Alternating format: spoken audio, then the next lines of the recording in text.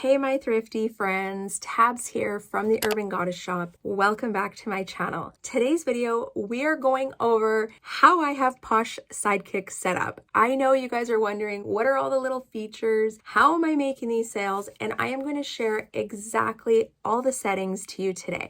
So if you want to get this set up, you download the app, you're like, how does this work? What should I do with it? I gotcha. I'm your friend. I'm going to help you get this sorted out. If you do not have Posh Sidekick and you want to try it for free for 7 days, there's a link down below in the description. Make sure you use my code TABS because I'm referring you and I get a small kickback, but you can download it now, pause the video, and then continue on. If you already have the app, let's just jump right into this. You can use it on Apple or Android, doesn't matter. It is an app-based automation tool. I love that. No longer have to leave your laptop or your computer running all the time. You don't have to worry about it crashing. You don't have to worry about glitches, not running, oversharing, things happening. It literally runs from your phone. No problems. I've been using it for a month now and I haven't had one issue. That is crazy because I was used to dealing with issues on the regular using the other software I was using. I'm not going to rehash all my sales, all the statistics. You guys know, you've been watching my videos, you know where I stand, you know why I'm standing behind it. I will say though, I've only had one no sales day since January 10th, and I'm gonna keep this tally running because to me it feels like, what the heck, you know, on work sites when they have the injury free and they have like a big sign that says how many days they've gone without an injury. That's how I feel. I've gone this many days without having a no sales day and I deserve a star. Actually, I think Posh Sidekick deserves the star, but whatever. We're not going to go there. Okay, let's go into this. I know you are listening right now and watching because you want to know, how am I using this tool to get sales? We are going to cover over the breakdown of it, but I want you to stay till the end because at the end, I'm going to give you my clause. Okay, there is a clause to all of this information. Let's go through the app breakdown. When you have it open, you're going to go to that little gear at the top left, and that is going to take you into your settings. So you can set up and personalize the app for you. First section we're going to go over is the share section. First tab is the self-share. Of course you want this on. This is sharing your closet, right? This is why you have the app. Make sure that's ticked on. I also have party share set on. Before I used automation, I would share my items into parties. I don't know if they actually create more sales. I don't know how many people actually shop by party, but you know what? If Posh is doing it, I just follow their rules, right? So I will share the items into the parties. I turn that on. For community shares, I think this is an interesting one for us to talk about today because they just released in their trend report that self-sharing increases sales by, I can't remember what percentage they had. And then they said community sharing increases your sales by 19%. So they admitted to us that community sharing is useless. So if you think that sharing other people's listings are going to give you sales, I don't think that that's how it correlates, but I'm going to tell you what I do. I have community shares set on. Number one, I have to reach so many community shares to get my Posh ambassador status. So it's just easier if it does it that way. I could not be bothered to sit and share 5,000 listings myself. So the other way I like to look at community shares is like karma shares. It's just doing good. I don't think you have to do it, but for me, I always talk about it. I will share other people's closets a couple a day. Helps me get Posh ambassador, and I'm spreading some reseller love. I'm not going to use that word. It's called reseller love, not the other word, okay? You could leave it on until you reach your Posh ambassador 2 and then flick it off if you don't want it. It does take some of your own personal shares away, right? Because you can only share so many times in a day, but I'm okay with it. It doesn't matter to me. The next option is share back. I have this set on and I will share one listing. So if someone shares something of mine, I will share back one. Now, I don't think you need to have this on, but again, it's kind of like a karma thing where I was like, well, Posh does like when we share other people's items, otherwise they wouldn't have it in the Posh 2 ambassador. Does it equate to sales? No. Again, I kind of follow their rules on the app because I want to make more sales. So I do have it set on. It's up to you, but you're here because you want to know what my settings are. Okay, next one is share options. And I think this is a fun one because Sidekick has a lot of options. When you scroll through, you're going to see there's like a whole slew. I recently switched mine to share by most likes. So basically it's sharing my most popular items first, and then it kind of organizes the closet as well like that. I also had it set to rainbow, which I think is so cool because it shares your closet into like color categories. It's actually really appealing to the eye, and it's funny because I actually was like, some people were having live shows and I was popping in their closet and I noticed their items were in the order of colors. So I'm thinking that they are also using Posh Sidekick. We're doing the rainbow share, but yeah, I think that's such a cool one too. I would either share by most likes or by rainbow. Those are going to be my two top favorites. And then the last one is share speed. And this is the one where everyone kind of gets hesitant and a little bit scared. How many times can we share? We know that 9,000 is safe. Posh Sidekick has done research and testing. They have established that 9,000 is your max. So I have set it to 9,000. Now, I have not been in Posh jail. I know everyone is worried about that. I've been doing this for a month, max 9K. I have not been in Posh jail, so I am not worried about that.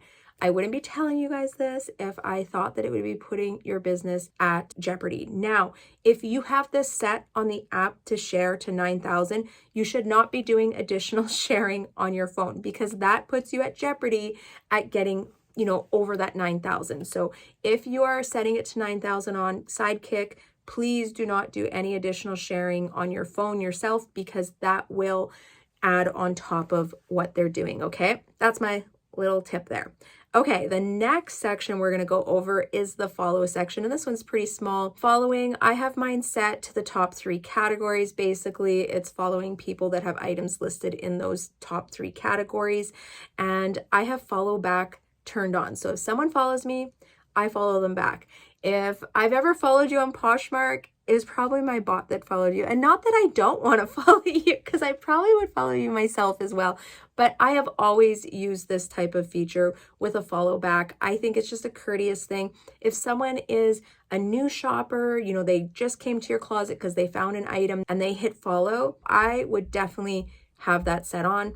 And then unfollow, I don't know if you guys noticed, but you can't actually do anything with it. Unfollow is coming soon, and you're going to be able to unfollow people that are going live. Basically, it'll remove all their notifications out of your news feed, and this gives you the option to go into the shows, search for the people that you want, and bookmark their shows yourself without having notifications like shoved down your throat, because those notifications are killing us all. And you know what? In Canada, it's not even like a fraction of what it is in the States. So I can't imagine what someone's news feed right now looks like in the States. Like I can't imagine, but it's a nuisance. So happy that's coming out. I think it's rolling out pretty soon.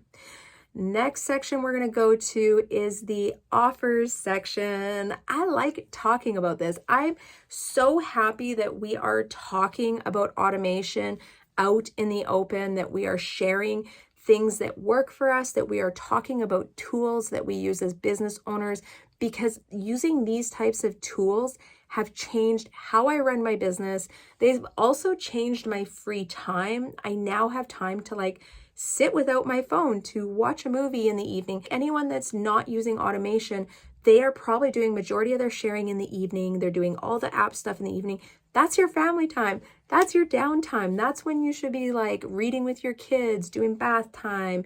Maybe it's just your downtime after work where you like to just decompress, have a bath, right? I just think the more that we can put our phone down, the better it is for our mental health and life in general. Okay, TED Talk's over. Let's keep going on. Offers to likers. I have mine set currently right now, and this changes all the time.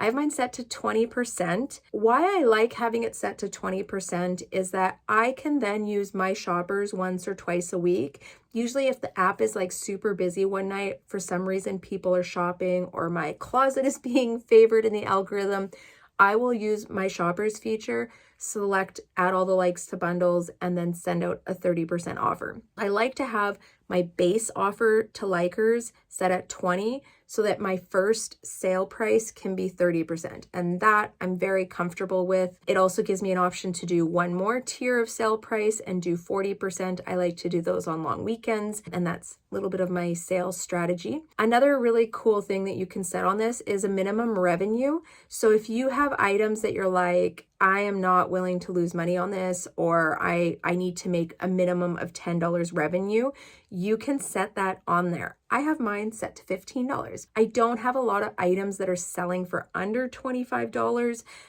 so I can safely set that to 15. But you know what? It's whatever works for you and whatever business model that you're running. Maybe you have like a higher ASP and you're like, I'm not willing to go below $35 revenue, right? It's whatever works for you. Mine is set at 15. There's one more option too, and it's to set the interval. I have mine set to an hour.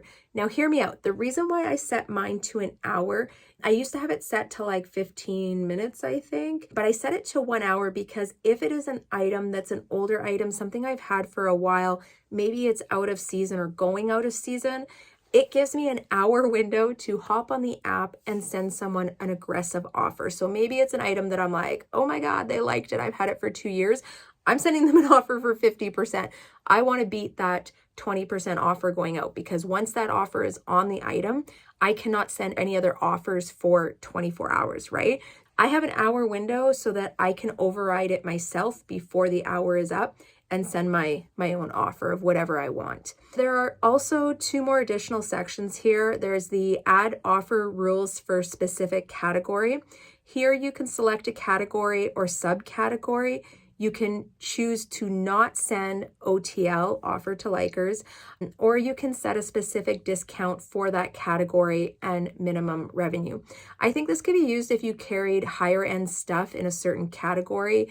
Maybe you did like, I don't know, vintage hats, right? So you might set your hat category to have a minimum revenue of this amount or to not send OTLs, or maybe you sell lots of stuff, but your shoes are designer, right? So you could do by category. I think this would also work good seasonally. Maybe you want to run your sales, but maybe during the winter, you don't want to send any OTLs to winter jackets, right? Or to any jackets because you want those to be sold at full price.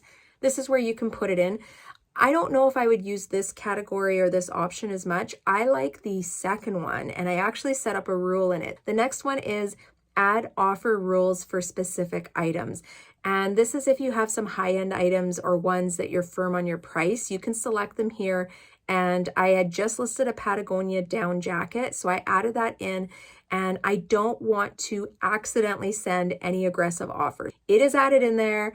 I have a max offer that I would put onto it, and I'm just gonna leave that there. But as I have these newer items or items that I think would hold value no matter what season, I'm not willing to sell it below, that is where I would add those in. And then you can also do a reserve price, and this is like the low baller counterback. So you know how low ballers drive us all crazy and they send these stupid offers that are like 70% off what you have listed? Guess what? Sidekick has an option for you that basically you can set it that if someone sends you a lowball offer for 60% off of your list price, that it will automatically counter back at whatever percentage discount you have your set at. So I set mine at 50%. If someone sends me an offer or 50% or more off what I have it listed at, I am going to counter back at only 15% off. So I'm not even giving them 20%. I'm going to be like, nah, I'm only going by 15%. And it's just kind of, I mean, you can have it set so that it banters back at 25%, whatever you want. But for me, if you're going to lowball me, I'm not going to budge, and goodbye. It just deals with lowballers. And to tell you the truth, this makes so much sense because I've had this on for a couple weeks right now. And I was just thinking, I'm like, man, I haven't dealt with any lowballers lately because Sidekick is doing it for me. It has seriously helped my mental health. Like, I'm done. I don't care. I know where my ASP is at, and I'm not doing 50% unless I send you that offer. So moving on. I like that one. 1 point for Sidekick. Relist. So I do have my relist set on for every 30 days. I wish Posh would make this more of an app standard similar to eBay. And I think the other issue right now is that people are abusing it and relisting entire closets, every other day or once a week. And that's, I don't know. I don't know what the answer is, but I'm telling you right now, I have mine set to 30 days. I have no concerns. I am not abusing it, and I'm not doing bulk upload. And there is a fun little toggle switch later on that we're going to talk about that I think also helps prevent from that whole bulk upload rule that Poshmark came out with. Okay, so there's a few others that are added in here. There's a safety pause. It is what it says. It's a safety pause. So if things start happening too fast, it will pause. I have that turned on. Anything that says safety pause, I'm turning it on. It cannot be a bad thing. Let's just start with that. They also have sale notification. Absolutely, yes. When you have it turned on, you will get a cha-ching when a sale goes through. I love hearing that. That is one of my favorite parts about eBay is the cha-ching. Yes, I love that. 2 points for Sidekick. Actually, it's like 100 points for Sidekick. I really like that one. And then I think this is one of the best options is the randomized relist and OTL. I think that this is the secret sauce to it. They're randomizing the relisting. It's not going to do it all in bulk, all at one chunk, during the day. It's happening periodically throughout the day.